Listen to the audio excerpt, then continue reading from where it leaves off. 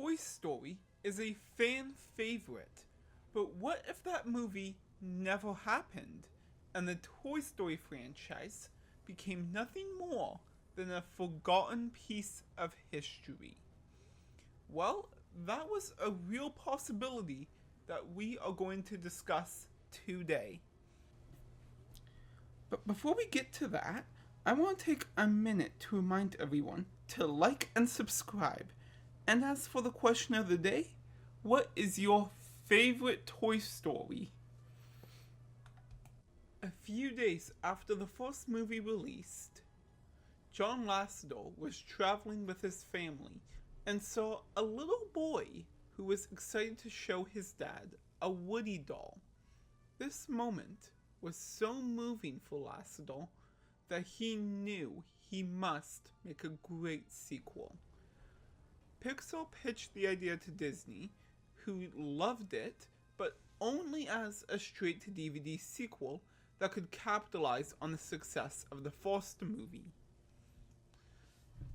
Since Lasseter was already directing A Bug's Life, story artist Ash Brandon was chosen to take Lasseter's place. But without Lasseter's vision, the first version of Toy Story 2 was about to take a dark turn. Pixar showed some storyboards and completed animation to Disney execs, who were blown away and made the surprising decision to upgrade the movie to a theatrical release. After finishing A Bug's Life, Lasseter rejoined the project, but was disappointed in the creative direction Brandon was taking.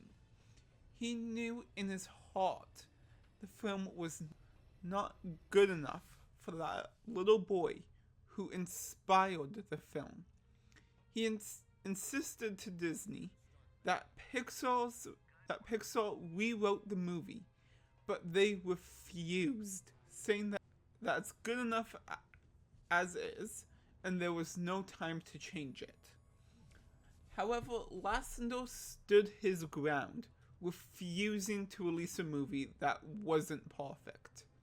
So he gathered all the Pixar writers at his house and completely rewrote the movie in one weekend.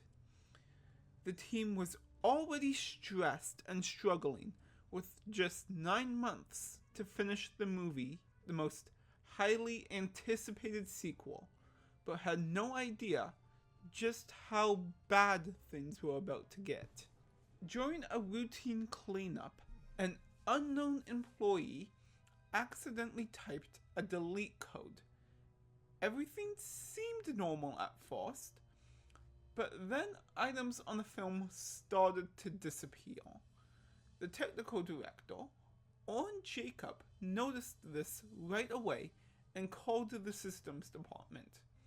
But it was too late. 90% of the film had been erased. But it was about to get even worse. When the team tried to retrieve the backup files, they found out the backup drive hadn't been working for the past month. The team was panicked. Rumors of delaying or even canceling this beloved movie got stronger. But then a miracle happened. One of the higher-ups, named Galen Sussmans, came forward.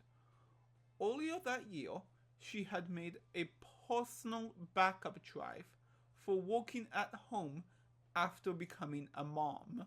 So Galen and Oren drove over to her house, grabbed her computer, and drove it back to Pixar, like they were transporting the Holy Grail.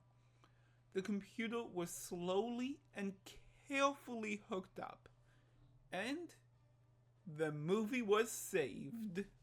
All the extra effort was worth it, as Toy Story became the movie that defined Pixar, showing the entire world that Pixar was the new Disney. How would Disney react to this newborn rivalry? Find out in the next episode. Wow, everyone, you really do know a lot about Pixar. But if you want to know even more, check out my last video where I talk about the alternate version of Toy Story where Woody was the villain.